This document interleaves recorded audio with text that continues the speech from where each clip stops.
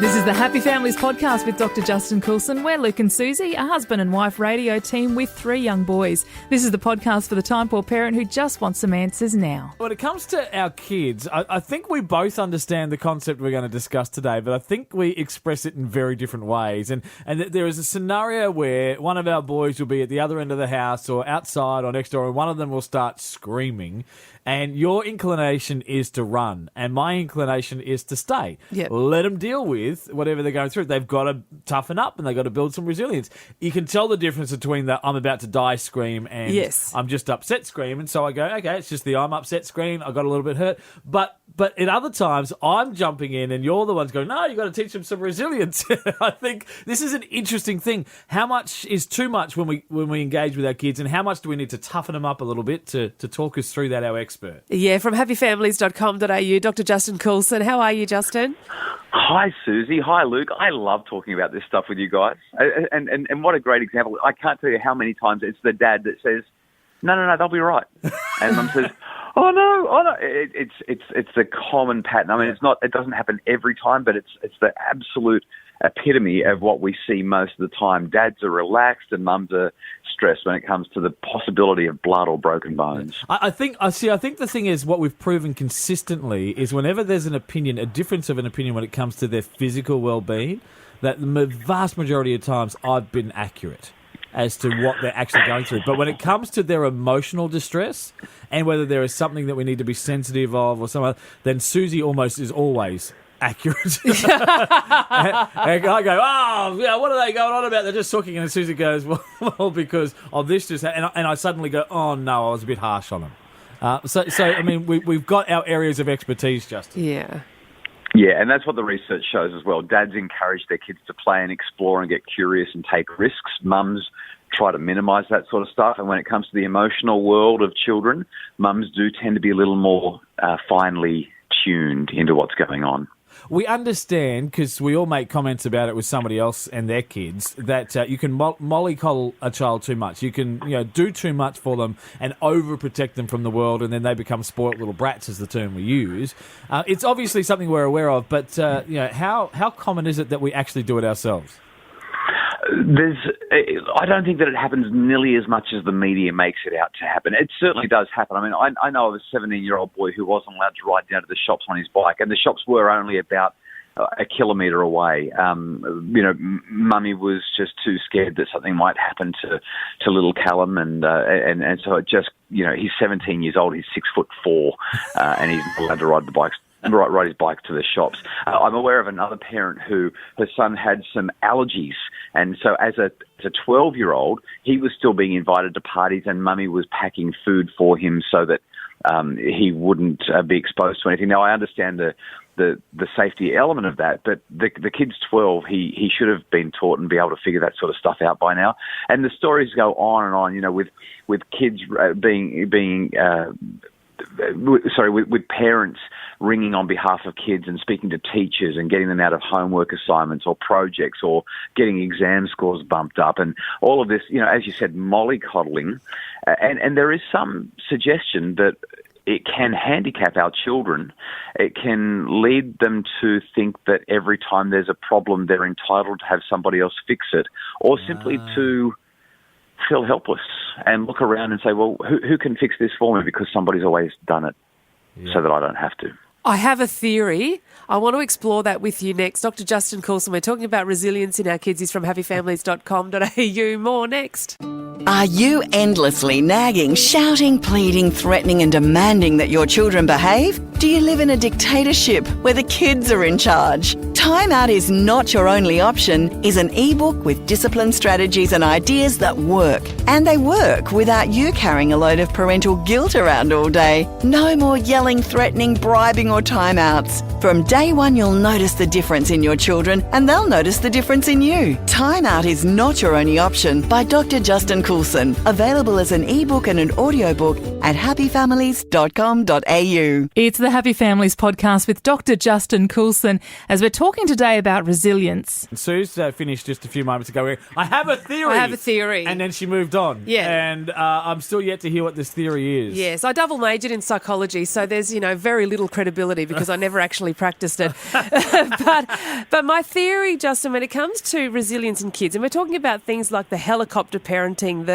the jumping into rescue at every moment, our children, and not letting them do things that might potentially, possibly, vaguely be in the realm of a small chance of them being injured. Yep. My theory is that parents these days are so tired, it's not the child they're protecting, it's themselves.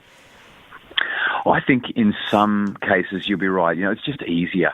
Yeah. It's just easier if I do it. It's just easier if I take over and take control, and it's going to be done better, and then there's not going to be anything to worry about. I've got no doubt about that. There's a few other things that are creating this culture of do it all for the kids. We have fewer children, and we really want them to succeed. We want them to be absolutely brilliant. The frightening thing is the more we do to help them, the more we actually handicap them down the track. The children who have everything done for them, they turn 18 or 22 or 26 and they're still bringing the washing home because they don't know how to do it or because they have always been taught that somebody will fix it. Or I actually, this is staggering, but I heard a story from an employer just recently who said he'd hired a recent graduate, 24 years old, and the graduate had been working for him for about a year. He got a phone call from the graduate's mum. My son is working so hard for you. Are you aware of what he's doing? Surely he deserves a pay rise by now. I'm not convinced that that's healthy for him or for the boss or for anybody. I think that we've got to... our job is ultimately to make ourselves redundant. Yep. I'm not suggesting that we should leave our 2-year-old to fend for herself, that she should be making her lunch and getting herself off to kindy on her own.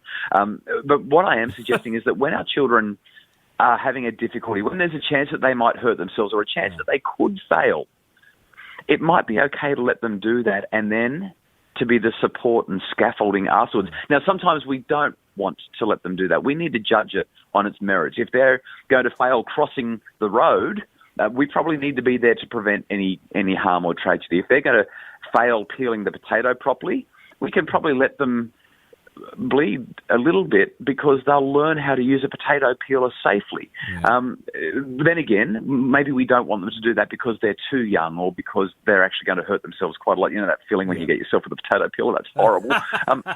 But what I'm basically saying is judge each case on its merits, and if failure and if a little bit of pain is not going to cause harm, is not going to frighten them and may actually help them to grow and be better, it's our job not to fix everything. It's our job not to prevent everything, but instead it's our job to be support and scaffolding. We have a genuinely important role to nurture and to protect, but that doesn't mean that we should do everything for them and stop anything from possibly ever maybe happening. Yeah, exactly. There's two things to say. One, you talked about the getting a phone call, the graduate getting a phone call. I, as a manager, had a phone call from the dad of a 28-year-old employee because they were working so hard and maybe we needed to give them some time off. I'm like, okay, thank you, Daddy. But as someone who is very navigationally challenged, I'm like a child when it comes to learning directions. And there was a friend's house. We visited them every fortnight for over a year, and I drove the car every single time. But Susie gave me directions. Turn left here, turn right there, turn left here. We house sat for this couple, and the very first day, I got lost and didn't know how to get to their house. Every fortnight for a year, but because Susie had been telling me where to go, I never learnt how to do it by myself. It wasn't until the first time or two I got lost, then it was off by heart, didn't need the GPS anymore. This is the learning experience. We have to let them fail sometimes so they can learn how to succeed, Justin. I think we should maybe wrap up with one really quick and simple analogy. I like to ride my push bike. I'm one of those, middle-aged men in Lycra, the whole Lycra thing and the shaved legs, and I've just overshared. I'm sorry. I went. Yeah, no. It's getting awkward. Move on. You didn't really want that image, but you've got it now anyway. But if I want to become a great bike rider, if I want to become a strong bike rider, I don't get great at bike riding by riding downhill. Riding downhill is fun, riding downhill is enjoyable and it's easy, but I don't get the strengthening that comes from the challenge of riding uphill. It's when I ride uphill, when I go through the difficulty and the trial of pushing myself up a hill that just looks too hard. That's where the growth comes. And that's the same for our children. They do need to ride uphill, not necessarily physically, but metaphorically. They've got to go through the hard stuff and go through the challenges. But it's much easier for them if they're doing it with us right there by their side, encouraging them and helping them when they need it with a tiny little push or a little nudge or a little, hey, you've just got to get to that corner. You've just got to get to that lamppost. That's what builds resilience. Giving them success opportunities while we're standing beside them, but not doing it for them. And if they do fall over, we help them get up and get back on the bike, but we don't necessarily pick them up, put them on the bike, and then drag them up the hill. Yeah. Well, it's been absolutely empowering and rewarding having a few moments with you. Dr Justin Coulson from happyfamilies.com.au. Thank you so much for your time. Always a pleasure. For more info and all of Justin's books, podcasts and programs, you can jump online to happyfamilies.com.au and to find out how to have Justin speak at your school, or you can come along to your organisation as well, go to justincoulson.com.